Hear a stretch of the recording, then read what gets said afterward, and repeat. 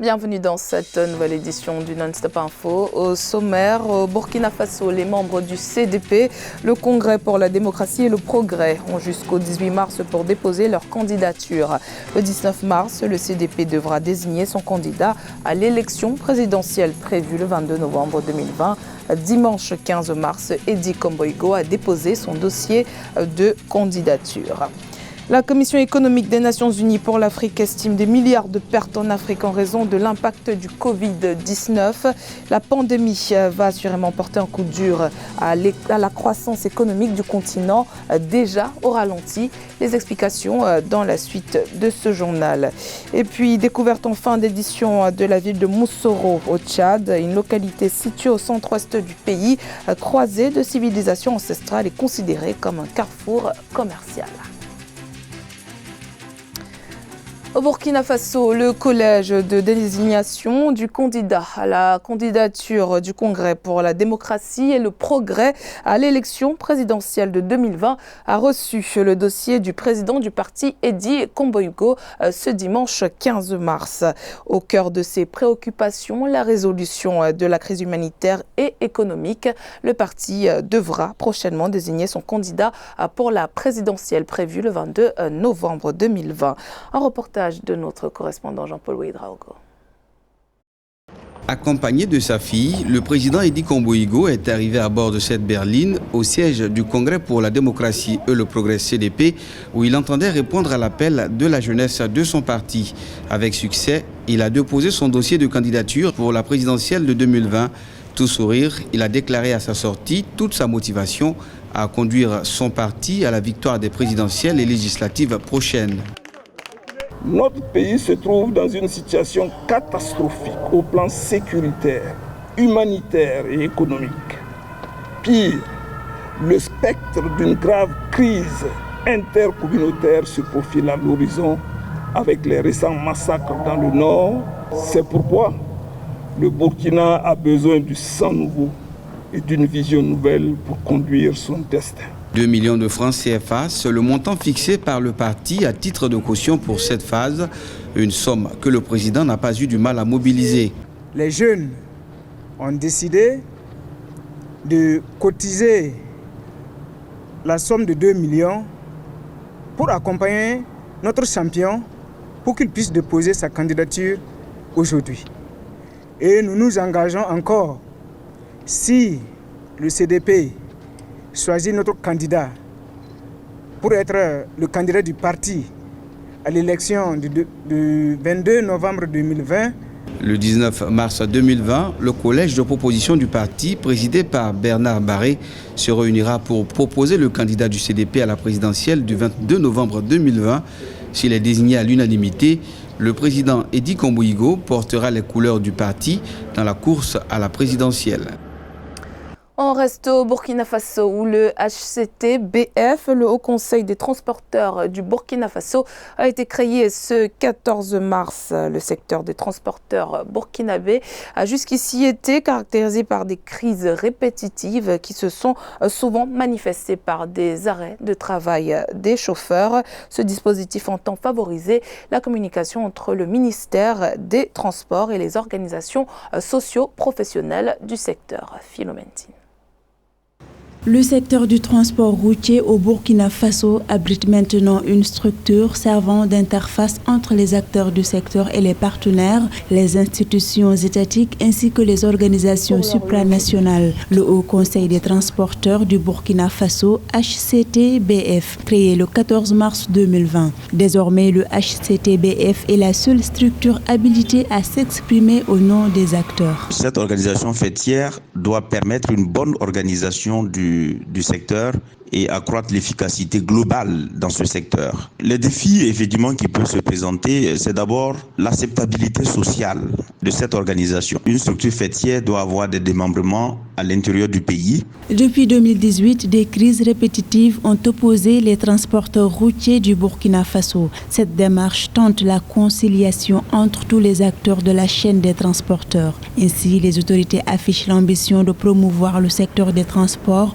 au grand bonheur des transporteurs et de façon générale de la population tout entière. Une solution vient d'être trouvée, mais à tout moment, il peut y avoir encore donc des nouvelles crises. Donc, il est très important que les autorités ne négligent pas cet aspect et que des concertations soient entreprises pour permettre une fusion totale pour que effectivement le Haut Conseil des transporteurs du Burkina soit reconnu. À noter qu'en février 2020, une organisation dénommée la Faîtière unique des transporteurs routiers du Burkina a été aussi mise en place dans le pays. Ceci pour éviter que la crise du secteur des transporteurs n'handicape l'activité économique et ne crée d'énormes désagréments pour les populations au Burkina Faso. Pour l'heure, le continent africain est le moins touché par le coronavirus, mais son économie va en subir les répercussions selon la Commission économique des Nations Unies pour l'Afrique. En effet, d'après l'ACEA, la pandémie pourrait sérieusement mettre à mal la croissance économique déjà stagnante de l'Afrique, la réduction des flux d'investissements directs étrangers, les fuites des capitaux, le resserrement des marchés financiers intérieurs et le ralentissement des investissements sont entre autres les défis auxquels seront confrontées les économies africaines. Les précisions d'Aïssatou Bari. Le coronavirus pourrait faire perdre à l'Afrique la moitié de son produit intérieur brut, selon la Commission économique des Nations Unies pour l'Afrique. Un coup dur pour les économies africaines déjà fragiles. Le continent aura besoin jusqu'à 10,6 milliards de dollars en termes d'augmentation imprévue des dépenses de santé pour empêcher la propagation du virus avec des pertes de revenus importantes. La croissance va passer de 3,2% à environ 2% pour un certain nombre de raisons, dont la perturbation des chaînes d'approvisionnement mondiales. L'interconnexion du continent avec les économies touchées par le virus de l'Union européenne, de la Chine et des États-Unis cause des répercussions en chaîne. Les pays qui seront les plus touchés sont les exportateurs de matières premières comme le Nigeria, dont les exportations de pétrole brut seront réduites de 14 et 19 milliards de dollars en 2020. Le Covid-19 peut entraîner une baisse des recettes d'exportation de l'Afrique de 101 milliards de dollars. Dans l'immédiat, l'enjeu, c'est de contenir le virus par des mesures urgentes, à travers la communication, à travers l'éducation des populations. Cela pose la problématique de la diversification des économies africaines, qui est la seule voie qui peut réduire la dépendance vis-à-vis de l'extérieur. Nous pouvons encore saluer l'initiative de la mise en place de la zone de libre-échange continentale, en espérant que cette zone de libre-échange continentale va permettre à ce que le commerce intra-africain puisse se développer et que l'Afrique soit moins vulnérable. La baisse des prix des matières premières pourrait occasionner des pressions budgétaires pour les puissances économiques africaines telles que l'Afrique du Sud, le Nigeria, l'Algérie, l'Égypte et l'Angola. La CEA qui n'a pas que de mauvaises nouvelles, l'institution a récemment publié un rapport sur la zone de libre-échange continentale africaine mettant en avant des perspectives plutôt positives sur le plan économique. En effet, les pays d'Afrique de l'Est pourraient tirer 1,8 milliard de dollars de gains socio-économiques grâce à la mise en place réussie de la ZLECAf qui devrait être opérationnelle d'ici juillet 2020. Siam le Victoria CG. 1,8 milliard de dollars, c'est ce que les 13 pays d'Afrique de l'Est devraient tirer de la mise en place réussie de la zone de libre-échange continentale africaine, d'après la Commission économique des Nations Unies pour l'Afrique. Ces retombées seront bien plus importantes si l'accès facile aux services commerciaux et financiers est garanti et si une bonne politique de promotion du tourisme intra-régional est instaurée. Je pense que sur le plan touristique, il y a un pays qui tire tous les autres pays en matière d'infrastructure, en matière d'optimisation de la logistique touristique, c'est le Kenya. Les autres pays le suivent. L'Afrique de l'Est, pour être plus dynamique, doit plutôt fluidifier les capacités d'exportation de son potentiel en café et thé. Donc, l'Afrique de l'Est a un café et un thé de qualité. D'après le rapport, 3 des économies à la croissance la plus rapide au monde sont en Afrique de l'Est. Il s'agit de l'Éthiopie, la Tanzanie et le Rwanda, avec 8,1% de croissance prévue. Le Rwanda devrait être le champion de la croissance africaine en 2020 selon la Banque mondiale. Toutefois, l'Afrique de l'Est a fait face à un commerce intra-régional assez bas et à la faiblesse des investissements interrégionaux. Non, le problème n'est pas d'avoir la croissance la plus rapide. Le problème est d'avoir l'économie la plus diversifiée et la plus puissante de la région. Le Kenya est quand même raisonnablement resté stable au bout des 10 dernières années en matière de compétitivité globale. L'Afrique de l'Est est encore malheureusement fortement dépendante des importations. Les exportations de produits manufacturés représentent par exemple moins de 10% des exportations totales pour la majorité des pays de la région. La valeur ajoutée manufacturière est faible, soit moins de 15% du PIB et moins de 5% dans des pays comme l'Éthiopie. En Côte d'Ivoire, la Bourse régionale des valeurs mobilières affiche des perspectives favorables en matière de rendement pour le compte de l'année 2020. Même si la société a fait d'énormes pertes de financement, le bilan au terme de l'année 2019 semble atténuer les dégâts et offre aux investisseurs plus d'avantages. Les précisions d'Ameneji. Les corrections semblent de plus en plus perceptibles au niveau de la Bourse régionale des valeurs mobilières Afrique de l'Ouest. Connu comme étant l'indice boursier africain, le BRVM Composite connaît un ralentissement en matière de baisse de performance suite au rapport annuel boursier produit par l'agence Bloomfield Investment. À fin 2019, le bilan fait état d'un indice en baisse de 7,5% contre 29,14% au cours de l'année 2018 et 16,8% au thème de 2017. L'indice Composite qui regroupe l'ensemble des sociétés cotées sur la BRVM a continué de plonger, sauf que elle a plongé à un rythme beaucoup plus lent et lorsqu'un marché a perdu 16% une année, 28% une autre année, il est logique qu'à un certain moment, des investisseurs estiment que le niveau des prix est suffisamment bas pour qu'ils puissent entrer sur le compartiment, notamment actions, et faire des investissements qui seront rentables. Début 2020, on observe un recul de 8,7% de la bourse. Par ailleurs, d'ici 2021, une projection de 8% est faite sur le taux moyen de croissance annuelle pour la masse des bénéfices générés par les sociétés cotées, ce qui pourrait accroître l'effectif des investisseurs. Il faut comprendre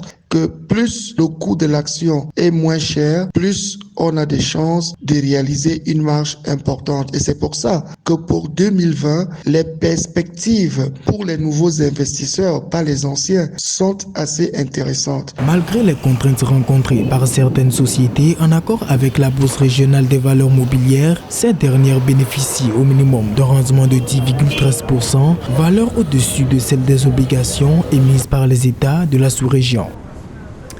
Direction le Tchad à présent à la découverte de la ville de Moussoro, située à près de 300 km au nord-est de la capitale N'Djamena. Avec une architecture atypique et ses cultures ancestrales, la ville présente un fort potentiel touristique et ce malgré les conséquences du réchauffement climatique. Reportage de notre correspondant Mahamat Ramadan, commentaire Nathalie Mo. Située sur le Nil de Bahr el Ghazal, la ville de Moussoro est l'une des rares cités du Tchad qui préserve encore ses cultures ancestrales. Elle est un carrefour où les commerçants arabes venus du Sahara, les agriculteurs et les éleveurs en provenance de la bande sahélienne viennent faire des affaires. C'est donc une ville cosmopolite et commerciale au passé glorieux qui a longtemps contribué au développement économique de la région. Quand vous traversez la ville, vous allez trouver un peu de la culture mixte, c'est-à-dire occidentale, africaine, arabe, et ainsi de suite. Donc c'est ça, cette hétérogénéité-là donne une image d'un petit îlot où tout le monde vit dedans. Le métissage de la population a fortement influencé les architectures atypiques de la ville. Très conservatrice des cultures ancestrales et connue comme de grands voyageurs cavaliers, les populations de Moussoro ont un sens élevé de l'hospitalité. Aujourd'hui, cette ville, à la croisée des civilisations, a une potentialité touristique qui attend d'être exploitée. Nous avons un relief un peu particulier. Vous allez trouver des dunes, des dépressions et un paysage aussi particulier, c'est-à-dire que des arbres avec un steppe qui est aussi exceptionnel à voir, c'est-à-dire des vues aériennes tout de même que des vues terrestres. Et en dehors de ça, un peu, nous avons aussi l'artisanat. L'artisanat qui est aussi un peu développé parce que tout ce qui est harnachement des animaux ou bien ornement des maisons, donc c'est des choses qui sont localement produites. Si l'élevage des dromadaires et des petits ruminants reste l'activité économique principale de la ville, les habitants de la cité s'adaptent progressivement aux cultures maraîchères pour faire face au changement climatique.